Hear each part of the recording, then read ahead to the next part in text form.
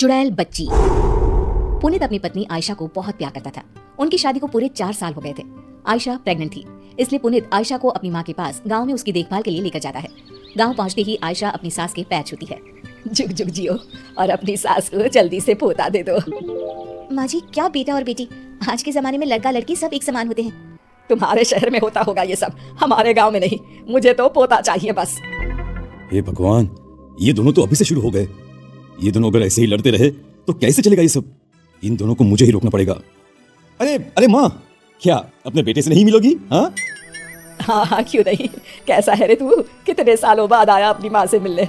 शहर जाकर तो तू अपनी माँ को भूल ही गया था। अरे माँ, अब सारी बातें यहीं खड़े खड़े करोगी क्या? हैं? पता है ना, आयशा पेट से है, वो ज्यादा देर तक खड़ी नहीं रह सकती। कमला दोनों को अंदर ले जाती है। माँ, आपसे एक बात बोलनी थी। हाँ हाँ बोल बेटा, क्या बात है? माँ, वो खत में मैंने तुम्हें बस अपने आने की खबर दी थी और आयशा के बारे में बताया था। पर माँ, मुझे वापस शहर जाना होगा। मैं सिर्फ आयशा को यहाँ छोड़ने आया था।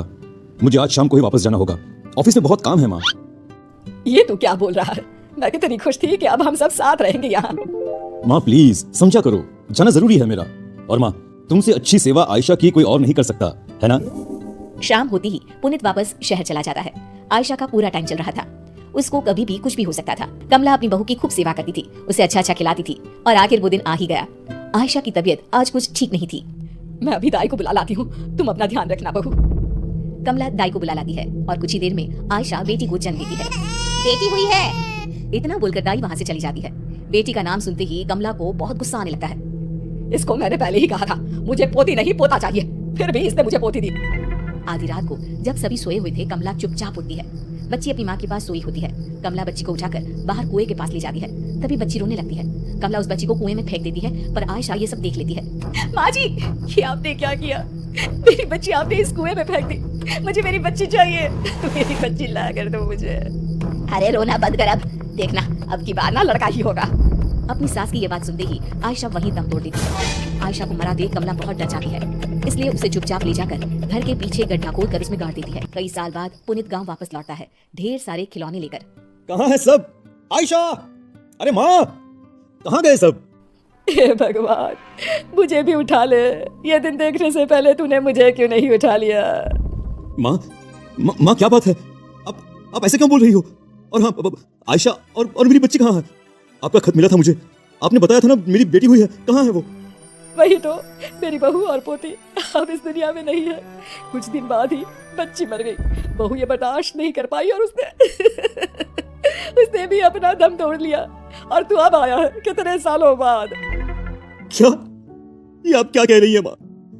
माँ, आपने मुझे पहले क्यों नहीं बताया? मैं अपनी बच्ची की सूरत भी नहीं देख पाया। मैंने तुझे इसलिए नहीं बताया कि तू शहर में परेशान ना हो जाए। और अब मैं तेरी दूसरी शादी करूंगी, देखना वो बहू मुझे जरूर पोता देगी। पुनीत का रो रो कर बुरा हाल था। रात का समय था, उसकी नजर खिड़की से बाहर तारों पर थी। उसे नींद नहीं आ रही थी। तभी खिड़की से एक चुड़ैल बच्ची झांकने लगती है। पापा, पापा मुझे बचा लीजिए। कौन है वहाँ? पुनीत बाहर जाकर देखता है तो वो बच्ची वहाँ से भाग जाती है। अरे क्या हुआ बेटा, इतनी रात गए, तू यहाँ क्या कर रहा है? चल अंदर जा, सो जा। माँ, अभी खिड़की पर कोई था जिसकी सूरत बहुत डरावनी थी। वो मुझे पापा बोलकर पता नहीं कहाँ गायब हो गई।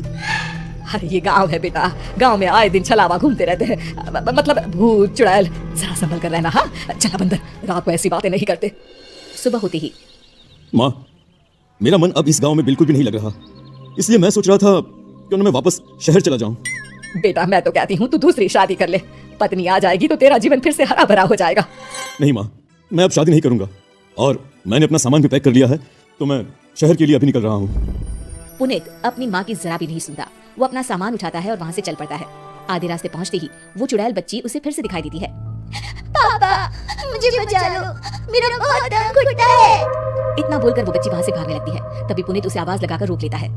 रुको, कौन हो तुम? और तुम ये क्या बोलती रहती हो? मुझे बचा लो, मुझे बचा लो। मुझे बताओ, तुम्हें कोई परेशान करता है क्या? तब उस चुड़ैल बच्ची की आंखें लाल हो जाती है। तुम्हें ठीक से सुनाई नहीं देता क्या? मैंने पापा भी बोला था। ये तो चुड़ैल है, पर ये चुड़ैल बच्ची मुझे पापा क्यों बोल रही है? मैं इसे पूछता हूँ। पुनीत उससे कुछ पूछता, इतने में ही वो बच्ची वहाँ से भाग जाती है। पुनीत उसके पीछे भाग रहा होता है। तभी वो चुड़ैल बच्ची कुएं में जाकर कूद जाती है। रुको! और तभी पीछे से उसकी माँ आके उसे पकड़ लेती है।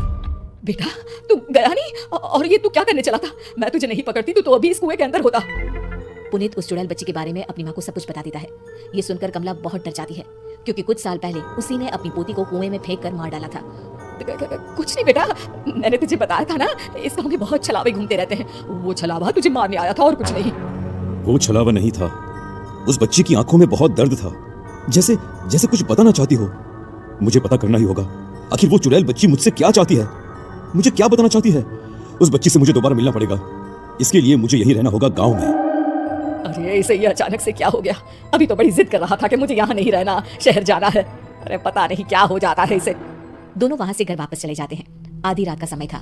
पुनीत गहरी नींद में सोया होता है, तभी उसे किसी के रोने की आवाज सुनाई देती है। वो खिड़की से बाहर झांक कर देखता है तो वही चुड़ैल बच्ची बैठकर रो रही होती है। लगता है यही सही मौका है उस बच्ची से बात करने का। पुनीत उस बच्ची के पास जाता है। पापा मुझे बचा लो, मुझे बहुत घुटन होती है।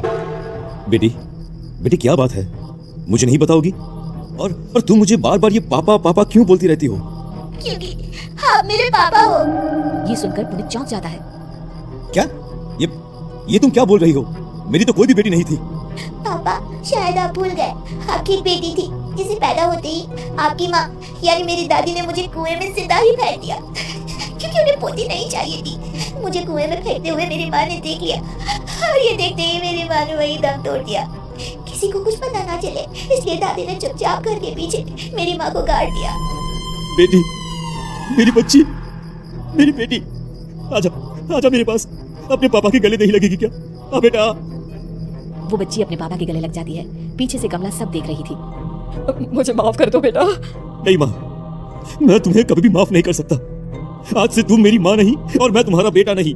तुमने खून किया है माँ, खून मेरी पत्नी का और मेरी बच्ची का। मैं तुम्हें कभी माफ नहीं करूंगा। पुनीत पुलिस को बुलाकर अपनी माँ को पुलिस के हवाले कर देता है और गांव के कुछ लोगों की मदद से कुएं से बच्ची का कंकाल निकलवाकर उसका अंतिम संस्कार कर देता है। अंतिम संस्कार होते ही चुड़ैल बच्ची अपने पापा को हाथ हिलाते हुए वहां से गायब हो जाती है।